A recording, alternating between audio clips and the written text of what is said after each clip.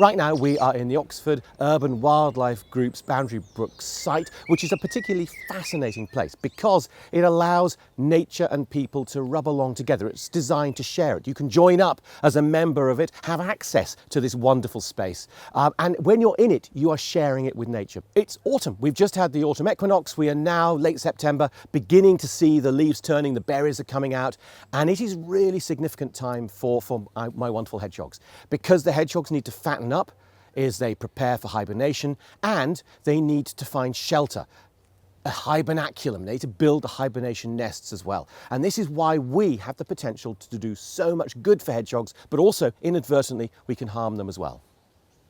One of the really big threats that hedgehogs face at this time of year is entirely accidental, it's entirely inadvertent. We can create piles of vegetation because we're tidying up the garden. However, if we then end up burning that, we end up risking incinerating hedgehogs because the hedgehogs themselves are looking at your bonfire pile as a potential hibernaculum.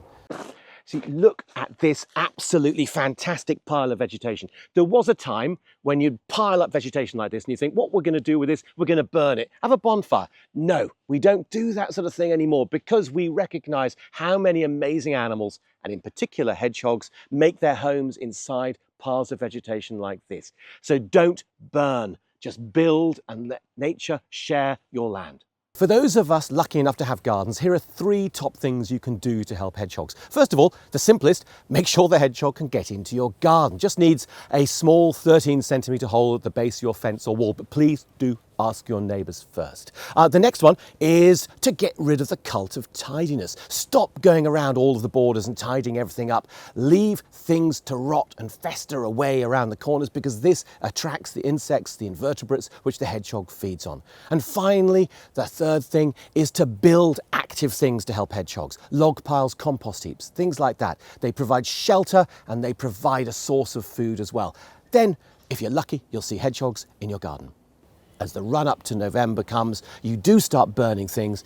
The advice is never, ever, ever build a bonfire the day before or days before. Always and only ever build a bonfire on the day you're going to light it so you don't kill hedgehogs.